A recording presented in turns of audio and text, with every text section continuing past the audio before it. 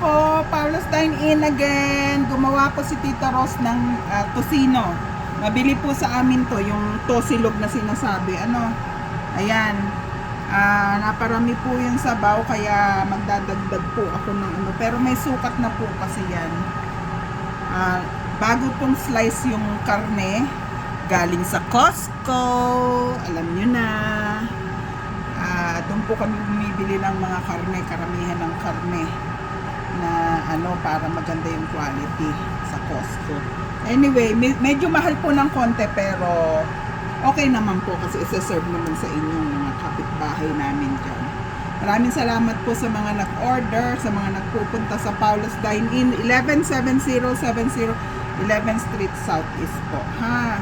Ayan po iyan. Tapos, ito po, titingnan nyo po yung paano namin lulutuin. Ayan. Sandali lang po yung lutuin. Kumuha ko ng kaunti para lulutuin natin, Ayan po, Mainit, hindi po sobrang mainit na tubig, na mantika. Medium to low flame lang po para hindi nasusunog. Pero masarap po siya. Itatry natin kung gaano kabilis lutuin, Nag-isip po ako na mag-ano ng mga frozen na ganito. So malapit na po, Hintayin nyo lang. Kasi yung packaging ang pina-perfect namin para po makita nyo kung gaano ko talaga kasarap yung mga walang time pumunta sa Paolo's para kumain. Pwede nyo po itong mabili sa amin. Ayan.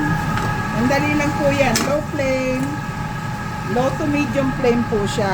Blue flame ang gamit namin. Kaya dahan-dahan. Ayan po. Mapupunan nyo po, malagkit ang namin, ang aming tocino at saka malagkit na malutong ba yung pagka sugar niya. Ayan. Mga 3 minutes, 5 minutes luto na siya. Pag po medyo alam kong luto na yung loob, medyo lalakasan ko na siya. Ayan, alam niya naman ang Tita Rose. Kailangan tinitikman namin ang bawat pagkain. Ayan, nag-aano na siya, naluluto-luto na siya. Ganyan lang po yan. Manipis naman po yung hiwa. Sa slicer namin, bali 6. Anong size nun? Size 6 yung namin, yung pagkakaano. Ayan, nakita nyo yung mantika. Pag ganyan po ang oil, nagmumukha siyang parang nagbubula-bula. Maganda po yung mantika niyan.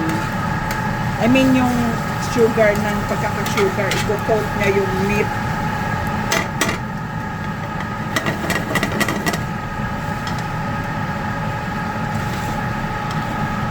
So, intay lang tayo. Sandali ko lang kasi itong binabad hindi agad napapad. Maya-maya po, separate ko na siya. Hindi po namin babad kasi hindi masarap din dun sa meat. Ayan naluluto na siya. Malapit na siyang maluto. Gaganong-ganin nyo lang para kinukuha niya yung coating ng sugar. Tinikman na namin to kanina. Alam naman ang Tita Rose, mahilig ako sa ganito. Tinikman namin, ayos, sakto. Yung mga nasasarapan dyan na lagi mo order ng tocino sa amin, tosilo, eto na, may bago ulit. 2 days kaming nag-sold out hindi namin naasikaso na gumawa. So ngayon nakagawa na ako. Sandali lang naman pong gawin, mga 20 minutes lang tapos na yung yung mixture. Aray ko. Ayan, luto na siya. Nakita nyo yung oil niya dumidikit. Tapos pag natuyo po siya or nagiging parang crunchy yung sugar. baka biglang lalamig. Ayan, luto na po siya, oh. Paula's Dine-In lang po here at 11770 11th Street Southeast. Pinatay ko na po yung apoy. Ayan. Masarap. See you then. Bye!